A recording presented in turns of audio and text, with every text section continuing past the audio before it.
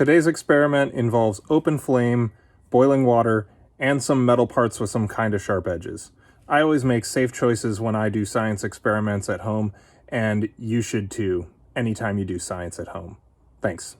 The propane burner ready for ignition in 3, 2, 1. Hey everyone, Eric here, the director of exhibits for Curiodyssey, and we're back in the workshop for another build. Today is a super fun engineering build, and it's a topic that's near and dear to my heart. Today, we are looking at steam power. That's right. Would you believe that the first steam engine was created more than 3 centuries ago? Now that's a long time, and as you might imagine, over that period of time, things have evolved quite a bit. But, in fact, most modern power plants still use steam power today to run their turbines, which generates electricity. And traditional steam engines require a fair amount of tight tolerance machining and well-fit mechanical parts to function properly, like this model, which is a miniature version of a mill engine you might have seen in a factory from 100 years ago. So, how might this translate into a project that you could build with materials you just have around your house? Well, a friend of mine set out to do that, and he succeeded. So today we're going to try to replicate his project of making a DIY homemade steam engine using common household items, and we're going to see how it goes. So if you like this video, please help us keep creating ways to experience Curiodyssey from home with a donation today at curiodyssey.org. Let's go gather up some materials and get down to trying to make a steam engine.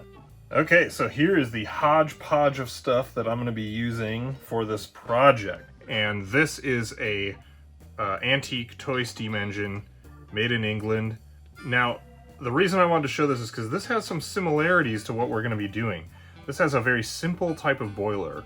It's just a hollow cylinder that you fill with water, and then the flame heats the outside of the cylindrical body of the boiler. So this is a simple toy steam engine, and what we're doing is going to have some similarity to this, except for one critical detail, and that is we are not making a piston-driven steam engine. We are going to be making a steam turbine. So a little bit of a distinction there. I'll go into the difference a bit more later. So we have sort of the 3 parts of a steam engine: the boiler, the burner, and then some kind of mechanical output. In this case, it's cylinder driven, but we're going to have a turbine driven steam engine. So for us, the parts for the burner are going to be either this tea light candle, then stepping up in power, we can make our own alcohol burner using a pipe cap and some steel wool. Then you need your boiler. So the boiler is going to be eggs. That's right, eggs. Now what I have done to make these into boilers is I have hollowed them out. So I've drained the contents. Then you need some adhesives, some strong, preferably heat-resistant epoxy, some super glue, and then for your mechanical transmission output, we're going to be making a turbine. For that, our raw materials are going to be some cans, some tin cans, aluminum can. I haven't decided if I'm going to use both of these or just one of these. Then we need to make a little stand to hold the boiler over the burner, and for that we're going to be using baling wire. So I have a spool of baling wire here. Some tools. You need drills. You need some kind of saw for cutting the small piece of tubing. So we have a jeweler's saw. And some tin snips and a wire cutter. And that's it. So let's get started first on making the boiler from an egg. So there it is. A little bit of baling wire, some twisting, and then we have our burner. Now we can try, we have those different burner options for different heat output, but we can also put, something small object underneath the burners just to play with how close it is, because that's probably a variable we might want to experiment with as well. In the spirit of this build, I feel like doing something with really DIY materials, like making this turbine stand, is what I want to try to do. So I'm going to go ahead and use this soda can material. I'm going to start by folding this. Actually, I'll cut it into a strip first.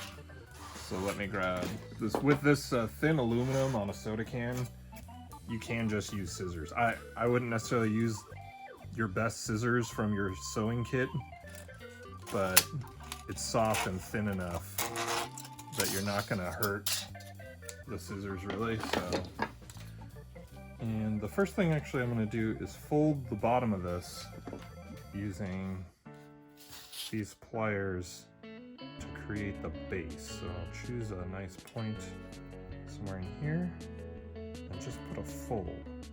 Now we'll place the turbine stand over the brass tube, and I'll apply a little bit of super glue. This can get glued in place. But let's test fit a turbine on there. It's a little wobbly. Maybe I can stiffen it up with some more material. In case I need to give the turbine a little assist to get spinning, I may want it a little more rigid than that. So once again, can't make steam without water, so let's start with this one. Uncap this. This is a just a little applicator bottle. Call them loading needles. And that's exactly what I'm gonna be doing, is loading my boiler with some water. So in goes the needle, and we'll give it a little squeeze. I'm not really sure how much to put in. Okay, we'll try that. It's hard to tell how much is in there. But it should be enough to boil, hopefully. Satisfied with that. Now to start the fire. The time is now. I brought one other thing. I've got my fire extinguisher here. This experiment does involve an open flame with a flammable liquid. So I am going to just keep it close by, but I do have my snuffer here handy as well, so we'll keep that next to it. And here's the burner. So let's fuel up the burner with some denatured alcohol. So in goes the alcohol. Oh, that's enough. I can see it rising up. I've dimmed the lights in here just a little bit so that we might see the flame a little bit better. The blue flame from an alcohol fire is actually a little bit hard to see in bright light. So I'm going to position that burner right underneath the eggshell as best I can. I've got the stand positioned so that the nozzle blows sort of more toward the tips of the turbine blades. Oh, and one other final design I'll just point out. I added a little piece of wire insulation just to make a shaft collar to keep the turbine in place. But without further ado, here is DIY egg boiler steam engine, and we're lighting the fire in 3, 2, 1.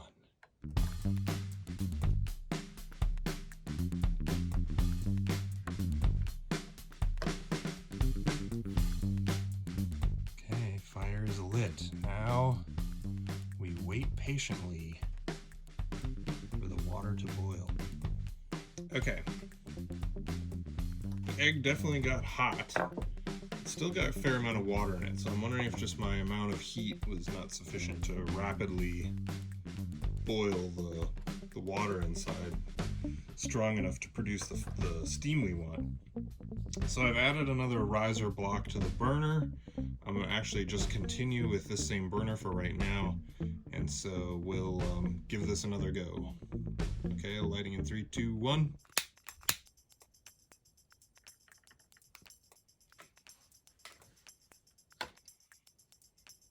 Okay, I'm going to add another riser, get the flame even a little closer. And snuff it. Okay, made a few adjustments to the burner. It's a little over full right now. I'm not sure what that's going to do. Don't want to spill it, that would be bad. Burner back in position. I've kind of fluffed up the wick material, which is the steel wool. Got another riser to get a little closer to the egg. So here's our third attempt. This is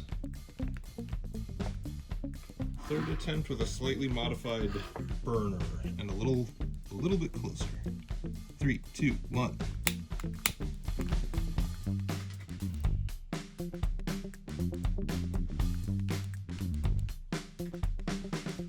That's much more direct flame.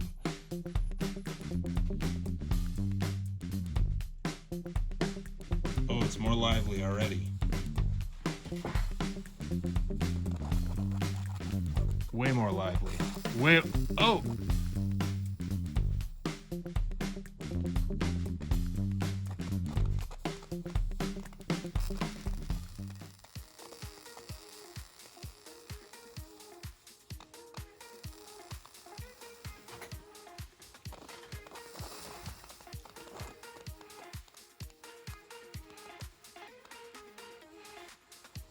Okay.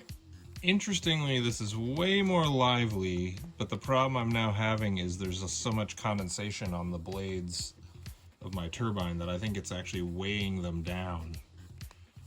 So I'm gonna actually reset with this same burner setup, but I'm gonna dry the turbine to give it a better head start. So let's pull the burner. I mean, that flame is way bigger now with the way I modified the wick. So wick design makes a big difference. So snuff that. We're gonna just towel off the turbine blades carefully and try this again.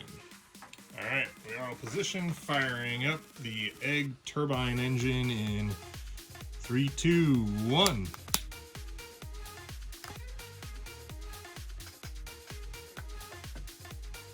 Starting to hear some sound again. There's definitely some action happening. Sounds like boiling.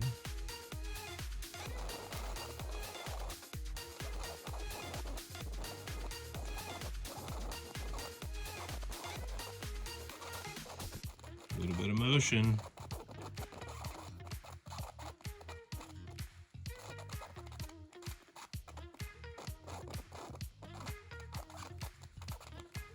Spitting a lot of water. It makes me wonder if I overfilled it. I'm gonna blow it just to see if I can shake some of the condensation off.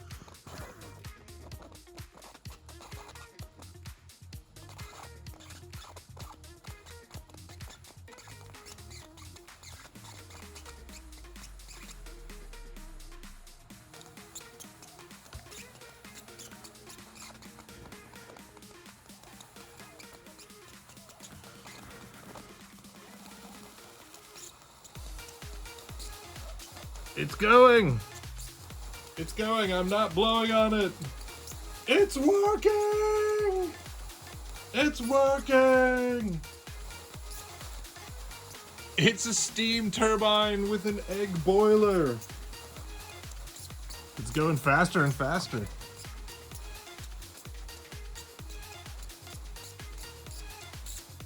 It's working!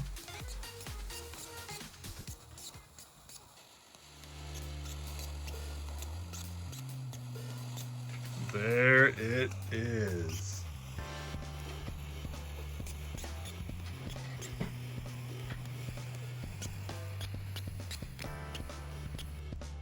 A lot of steam coming out. It stopped for some reason. I don't know if we have a boiler rupture.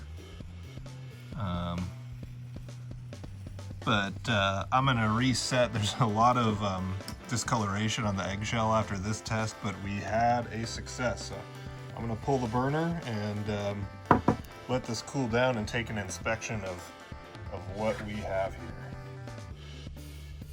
Okay, so I am so excited that worked. I can't believe it that we actually succeeded in making a DIY steam turbine engine using an eggshell as the boiler. Now, the test results. So here is the boiler that ran in the test. As you can see, there is some discoloration. There's a lot of sort of carbon staining on the bottom from where the flame was, and we're dripping a little water out, where the flame was in contact with the eggshell. The other thing I notice is this browning, this discoloration on the shell. And this I thought was a very interesting observation. It confirms something that I know about traditional steam boiler design, and that is you never want to heat a surface that is not submerged in water. After the test, the egg was pretty empty. Actually, we boiled off quite a bit of the water that was inside here during that experiment. And I think the flame was wrapping around the eggshell and heating areas of the egg that were not submerged in water. I think our water line sat below this point, and it caused a failure. There is some small hairline cracking through this darkened area. So, interesting observation about that. That's a big no-no with boiler design, is you don't want to heat metal surfaces that are not covered in water. So our little eggshell boiler confirms that. Now, we have one more boiler left, which leads me to think about our options for another test. Now, we have some variables. We had the tea light candle that I didn't even try, actually, and we have the burner from the steam engine toy. That's another option. But I was thinking about dialing this up even farther, actually. I was thinking about a propane-fired burner. And that is what I think I'm going to try with this. I want to see if we can get steam up faster and get a stronger jet to get that turbine spinning faster as well. And we're going to try that with propane. So I'm going to put on some safety glasses and some protective equipment, and we're going to try this and see if we can get this steam engine spinning faster. Let's go try it.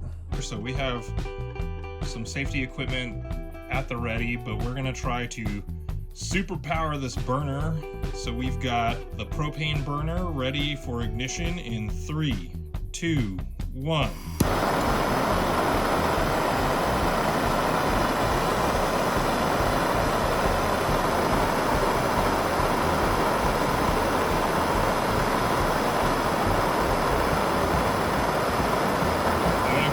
Stop it. The eggshell is failing. And it's dripping. Wow, that was clearly way too much heat for our little boiler. So there's obviously a point that is too much for this type of boiler design. And there you have it.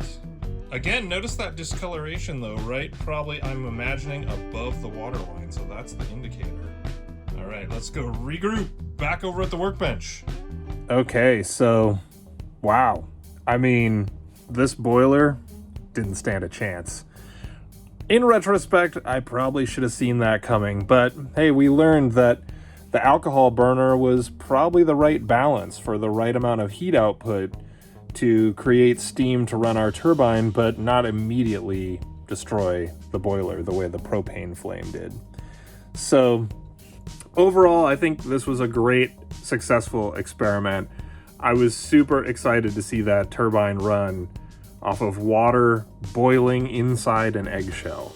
And hey, finding a workable solution within a set of seemingly unreasonable constraints is what being a good engineer is all about.